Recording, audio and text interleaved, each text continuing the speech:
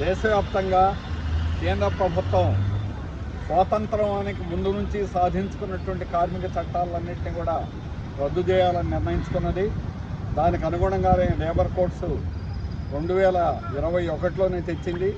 కానీ 2026లో ఇప్పుడు రూల్స్ కూడా తీసుకొచ్చి దాన్ని అమలు పూనుకుంది. కార్మిక వర్గాన్ని కట్టు బానిసలుగా మార్చి కార్పొరేట్ కంపెనీలకి ఊడిగం చేయడానికి, అతి తక్కువ జీతాలు ఇచ్చి అతి ఎక్కువ పని గంటలు చేయించుకోవడానికే ఈ లేబర్ కోడ్ యొక్క ప్రధానమైనటువంటి లక్ష్యం.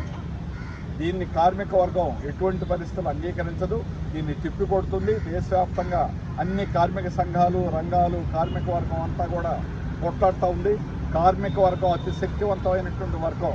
ఈ ప్రభుత్వాలను కూల్చేయగలిగినటువంటి సత్తాయే ఉందని 2017లోనే రుజువు చేసింది.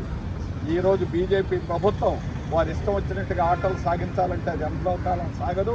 దేశవ్యాప్తంగా యావత్ కార్మిక వర్గం కదలాలని సిఐటి యావత్ కార్మిక వర్గానికి లేబర్ కోడ్ రద్దయ్యేదాకా పోరాడాలని ఈరోజు పిలిపివ్వడం అనేటువంటి జరుగుతూ ఉంది. అలాగే ఉదాహరణకి కార్మిక చట్టాలు గతంలో ఫ్యాక్టరీ యాక్ట్ అనే 10 గంటలకు సంబంధించి 8 గంటల పని విధానం అనేది ఉంది. 1886లోనే చికాగోలో పోట్లాడి సాధించుకున్నటువంటి హక్కు ఇది. 10 గంటలు అనేది 8 గంటల పని, 8 గంటల విశ్రాంతి, 8 గంటల దినచర్య. కానీ ఈరోజు లేబర్ కోడ్స్లో కంటే కూడా ఈరోజు చట్టానికి మించి రూల్స్లో అసలు వారంలో 48 గంటలే తప్ప రోజుకి ఎన్ని గంటలు అనేది లేదు.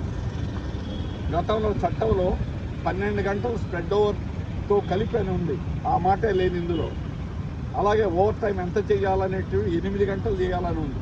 అంటే 8 గంటలు పని అనుకున్నా కూడా ఇంకో 8 గంటలు ఓవర్ టైం వెళ్తే 16 గంటలు అవుతుంది. ఎవడైనా మనిషి అనేవాడు 16 గంటలు చేయగలుగుతారు. సైన్స్ సాంకేతిక విజ్ఞానం పెరిగింది, 10 గంటలు తగ్గాల, కానీ 10 గంటలు పెంచడం ఏంటి అంటే దోపిడీ తీవ్రంగా చేయడానికి, అత్యధిక లాభాలు గడించుకోవడానికి తప్ప ఇంకోటి కాదు. అందుకని ఈ విధానమే తప్పు. ఇప్పుడు OHS సంబంధించినటువంటి లేబర్ కోడ్స్ యొక్క రూల్స్లో ఇవన్నీ కూడా మార్పులు చేయడం జరిగింది. చట్టానికంటే దుర్మార్గంగా ఈరోజు లేబర్ కోడ్ రూల్స్ అనేటువంటిది ఏర్పాటు చేశారు. అందుకని కార్మిక వర్గం ఎదురు తిరిగి పోట్లాడడం తప్ప మరో మార్గం అనేటువంటిది లేదు. కార్మిక వర్గాన్ని బానిసలుగా చేయాలనుకుంటే ఈ ప్రభుత్వాలే పతనం అవుతాయి. వారు చేసినటువంటి దుర్మార్గం చర్యలకి తగిన మూల్యం చెల్లించుకోవాల్సి వస్తుందని కేంద్ర బీజేపీ ప్రభుత్వాన్ని హెచ్చరిస్తున్నాం.